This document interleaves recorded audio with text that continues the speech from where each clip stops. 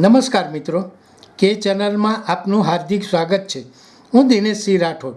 આજે આપણે જોઈશું અમદાવાદ ખાતે આયોજિત સ્વરોત્સવ સાંસ્કૃતિક ઉત્સવમાં મુખ્યમંત્રી ભૂપેન્દ્રભાઈ પટેલ ઉપસ્થિત રહ્યા.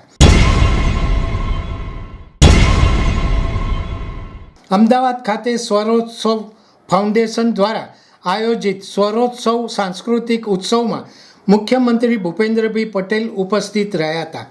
આ પ્રસંગે મુખ્યમંત્રીએ વિવિધ કલાકારોના કંઠેથી ગુજરાતી લોકગીતો અને સંગીતનો આસ્વાદ કર્યો હતો.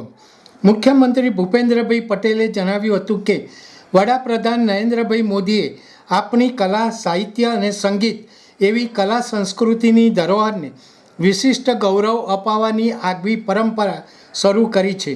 કલા વારસો એ સરકાર આશ્રિત નહીં પરંતુ સરકાર પુરસ્કૃત રહે એવી પરંપરા વડાપ્રધાન નરેન્દ્રભાઈ મોદીએ વિકસાવી છે તેવું તેમણે ઉમેર્યું હતું. મુખ્યમંત્રીએ કહ્યું હતું કે વડાપ્રધાને વિકાસ સાથે સાંસ્કૃતિક વારસાની જાળવણીની નેમ સાથે વિકાસ બી વિરાસત બીનું સૂત્ર આપ્યું છે, ત્યારે સ્વરોત્સવનું આયોજન પણ વડાપ્રધાન નરેન્દ્રભાઈ મોદીએ શરૂ કરેલી કલા વારસાને ઉજવવાની પરંપરાની જ એક કડી છે. મુખ્યમંત્રીએ સ્વરોત્સવ કાર્યક્રમના આયોજકોને અભિનંદન આપતા જણાવ્યું હતું કે સતત 8 વર્ષથી આ કાર્યક્રમના માધ્યમથી આપણા કલા વારસાને ઉજવવાનું અનેરું આયોજન કરાય છે તે ગૌરવની વાત છે.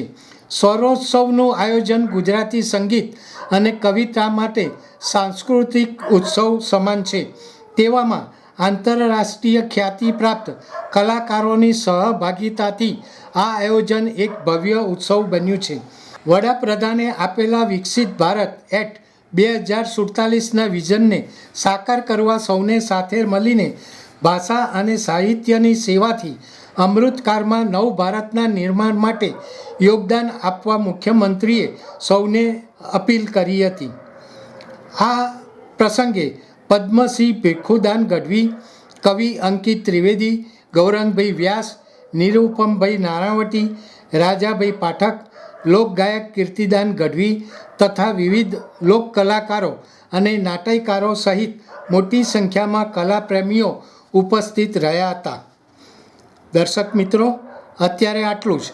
આવા વધુ સમાચારો માટે જોતા રહો કે ચેનલ. નમસ્કાર.